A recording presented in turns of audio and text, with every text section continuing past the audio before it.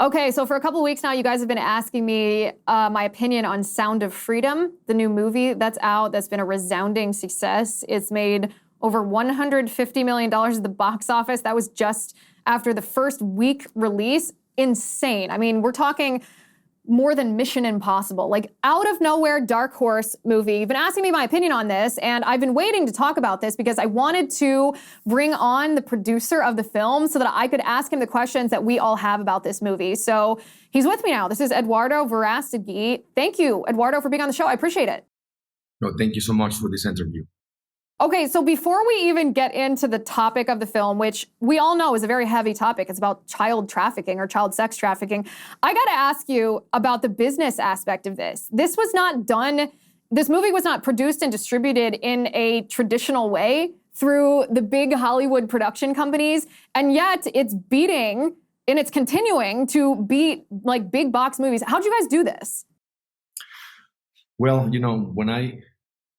when Alejandro Monteverde, the director of this film, and I met Tim Ballard 8 years ago in Los Angeles, California, and when we heard for the first time, what child trafficking really is, when they told us in details, when they explained to us in details what these children are going through around the world, children that are 4, 5, 6, 7 years old, being raped for 10 to 15 times a day for many years, and then after, they're not fresh anymore because that's the vocabulary that they use, they're not fresh meat anymore. So they go to the second business, which is, organs trafficking. They open them and sell their organs. When you hear things like this, I mean, you don't sleep again.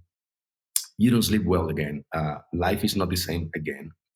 And then you start asking yourself, what am I going to do with this information? I didn't know about child trafficking in details like now I know. So I cannot look the other way around. What am I going to do? Well, Alejandro and I were filmmakers. We have a weapon of mass instruction and inspiration. Movies can move people. Movies they can create a movement, movie to movement. So with that, we have an amazing story. We have an amazing true American hero. I have an amazing director and writer, Alejandro Monteverde. He's one of the best directors, in my opinion, that the world hasn't discovered yet. Now it's different, but back in the days, right? So let's make a movie. And I thought it was going to be something very simple. And I thought, if I have a great story, great true American hero, great director, I'm going to start raising the funds. I'm going to bring the best, the best musicians, the best actors, the best everything to, so we can work in this project. And I thought Hollywood was going to be fighting for this film. I thought all the big studios were going to be fighting for this film. Little that I knew. So finally, when we finished the film, when we finished the script, we signed a beautiful deal with 20th Century Fox, actually Fox Latin America. And I thought, I was right. They're going to be fighting for this film. So what happened is that it was a great contract. It was the movie, a documentary, a TV series, and many other things. The president of Fox Latin America, Carlos Martinez, he was 100% with us. And it was almost too good to be true. Then what happened later when we finished the movie, Disney by Fox. So when Disney bought Fox, all my friends, all the angels that were inside of Fox helping me with this movie, they were not in Disney anymore. So now I was alone with this film, just finished with Disney. And they told me after they watched the film several times that this movie was not for them.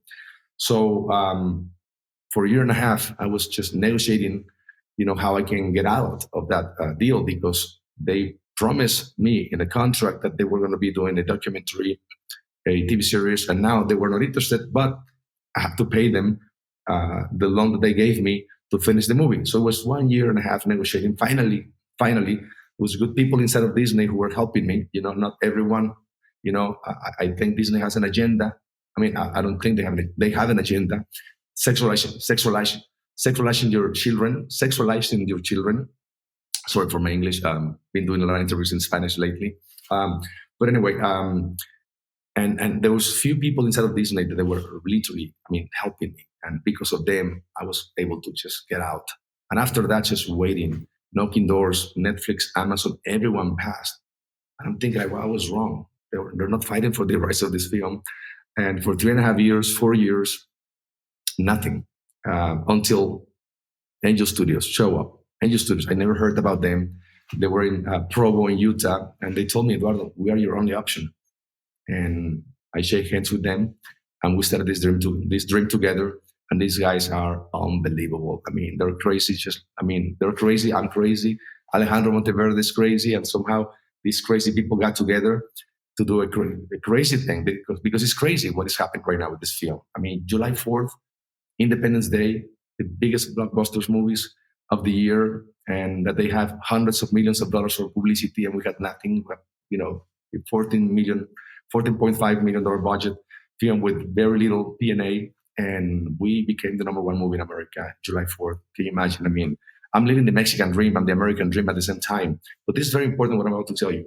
What happened with two Mexican filmmakers, Alejandro Monteverde and myself? One, when we want to save lives. What happened when these two Mexican filmmakers meet with two American true heroes who wants to save lives? They shake hands, we work together. What is the result of that? Sound of Freedom, a movement that is designed to end child trafficking, a movement that is designed to save lives. What happened when the bad people of Mexico meet with the bad people of the United States, shake hands, work together? What is the result? Child trafficking, fentanyl, drugs, all the things that are killing our both countries.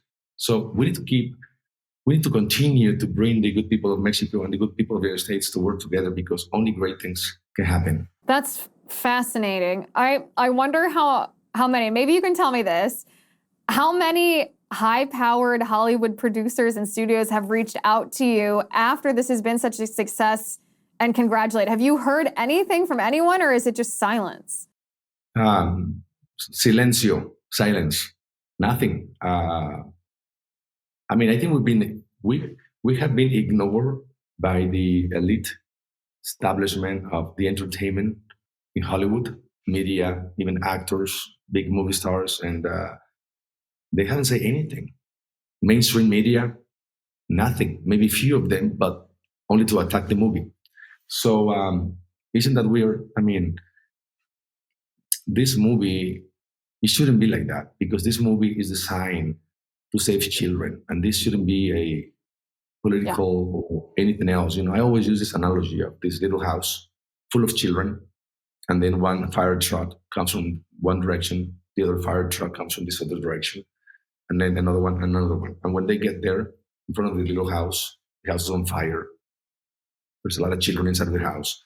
Instead of bringing their water hose, you know, and extinguish the fire together and save the children, what they did is this.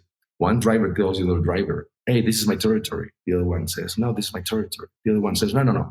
You want the commission, you're a thief. No, you're the thief. No, pa, pa, pa, pa. When they finish arguing, the children are dead. So, and again, what they should have done instead is bring their water hose, extinguish the fire, save the children. Well, in real life, we're talking about millions of children and they're on fire. And my message to everyone, regardless of your religious beliefs, political, you know, affiliation, we need all of us to bring our water hose out, extinguish the fire, and save the children, and then we can continue with our differences. And so I understand why the mainstream media, they don't see that, even if they don't agree with me in other things. Yes, but in this we should agree, all of us, because you have children, you know, and we'll have children, nephews, nieces, or our own children, you know. No children should, you know. I close my eyes every day and I ask myself, what if this is my son? What if this is my daughter, you know, the ones that are missing? What would I do? I will do anything. I will give my life and I will hope that the entire world will do the same so they can help me to find my son, my daughter, my niece. Well, that's my motivation. You know, I don't want this tragedy to happen to me for me to wake up and to do something about it. I want to do something now so that never happened to me, and never happened to you, and never happened to anybody anymore. Right now, while we were doing this interview, perhaps 3 children disappear in Mexico. I am in Mexico City right now. 3. Every minute, every 20 minutes, one more, and then another one. More than 50 a day, more than 21,000 a year, and this is the official numbers that the government gives us. I think there's a lot more. You know, every 30 seconds a child disappear. Uh, we can be silenced because evil triumphs when good people remain silent. And when good people remain silent, they're not good people anymore. They're part of the problem. I don't want to be in that category. I want to do something. I want to raise my voice. I want to give my life. And I'm so happy that this movie Right now, it's just flying to the sky so high. There's more than 10 million people that have seen the movie, and when they leave the theater, our biggest marketing is them. They they get their iPhones like this in selfie style, and they share the review with their heart, with tears, and then they share that video with everyone in their social media. They are our billboards, our posters, because we didn't have budget at the time to pay for that. But this is the people's movie. They are reacting. They're loving the movie, and I'm loving them. And this is a movement. No one can stop this movement anymore. They can take me. They can take Tim Ballard or Jane Caviezel. They cannot take millions of people. And this is just the beginning. The movie's coming out globally now. I gotta tell you, I have a 2.5-year-old daughter, and I had a hard time watching this movie, especially the part about 15 minutes in when it wasn't the fictionalized part, when you were showing real videotape of child traffickers stealing children just from off the street, from out of their parents' yards, from being right next to adults. Like, that hit me in the gut in a way. Like, I felt like my face just went pale. I started shaking. Like, it really, really shook me to see that. And I want to hear about your experience. I mean, it's sometimes hard for people to believe, I think, that child sex trafficking is as prevalent as it is. But was there a point in this movie where you were just like, this is so awful? Well, of course. But you know what? As I said before, it's more awful that something like this happened to you. And I remember when my sister Daniela, when I told her the first time, I'm working on this project. She said, I don't want to know. I don't want to know. She said, and I Yeah. said, Daniela, if someone needs to know, it's you, because you have children and they are the target. Don't wait for this to happen to you, for you to know and to wake up. It will be too late. This is the time to do something. This is the time where we need to get involved because, yes, it's easier for me to look the other way around. Oh, this is too awful. You know what? I want to produce a comedy because I want to, people to be happy. I mean, great if that's your calling, but this is a calling for us. It was a calling. It was not something that we choose to do. It came to us. The information was revealed to us. So you have two options: ignore it, then you're part of the problem, but do something about it. I choose the second one. And I'm so happy that so many people, millions of people, are choosing the second one. They want to do something about it. Because can you imagine if like many people will not want to see this film because it is too awful? Then this interview wouldn't happen, wouldn't exist. The fact that we are here is because we're talking about the success of the film. And why I'm doing so many interviews every day is because of that. How many people will be watching this interview? And maybe for the first time, they're going to hear about this. We're doing something now. We're saving lives. We're part of the movement. You're part of this movement now. I'm part of this movement.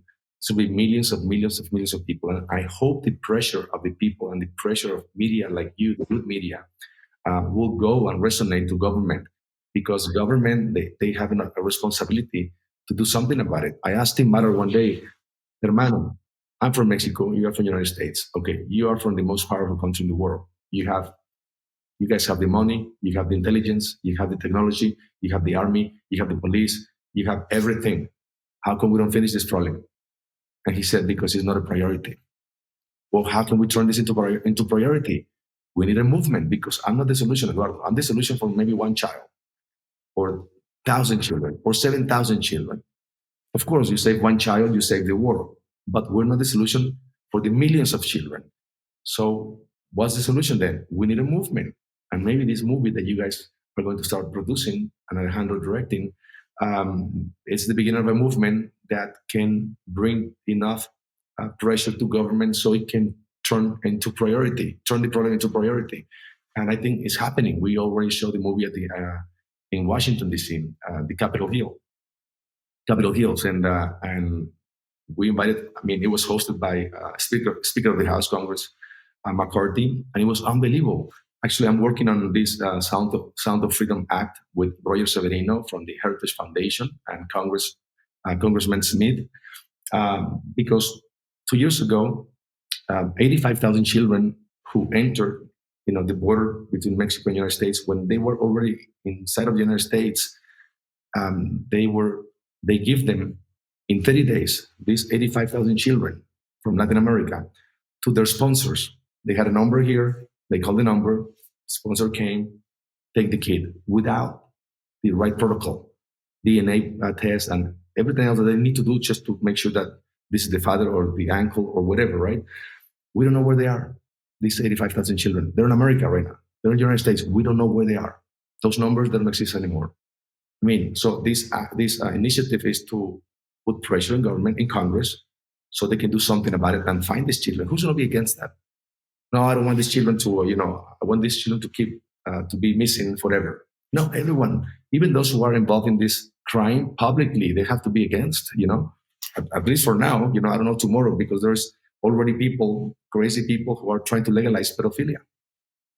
It's awful. So my last question for you is about the criticism that your film has received from, well, a lot of the mainstream or Hollywood film critics. They claim that the content that in the movie is not true, that it's been dramatized, or that it's a conspiracy theory like the QAnon conspiracy theory. What's your response to this type of criticism? That's ridiculous. Ridiculous, when we started this movie, this QAnon, or whatever the name is, that didn't exist at the time. And they should apologize to the children who were kidnapped and their lives were at risk. And they are going to come out soon, because they're not children anymore. They're under 20, 19, 21 years old. And they were like, they want to keep their privacy. But after they heard all this nonsense, now they want to come out, and they will. They are going to do a lot of interviews, and they're going to share their experiences. And these people, these professional liars, they should apologize to these children. Number one. Number two, they should apologize to those people who rescue their lives to rescue these children. And they should apologize to those people who rescue a lot to tell that story. But you know what? God used even those crazy people, professional liars. They were trying to harm the movie. Somehow they end up helping us, because more people heard about the movie because of them, and they were like, they don't want me to watch this movie. I'm going to see it. So, hey, it's helping. Whatever they're doing, hey, I hope you repent, but you're not hurting us. You're helping us. Well, listen, I guess there's a silver lining to every cloud. Eduardo Verástegui, thank you for coming on the show. Thank you for undertaking this movie. Congratulations on the success. I'm not only happy for you, I'm happy for the children who are going to be helped because of what you're doing. So we appreciate you. Thanks for being here. Thank you so much. God bless you.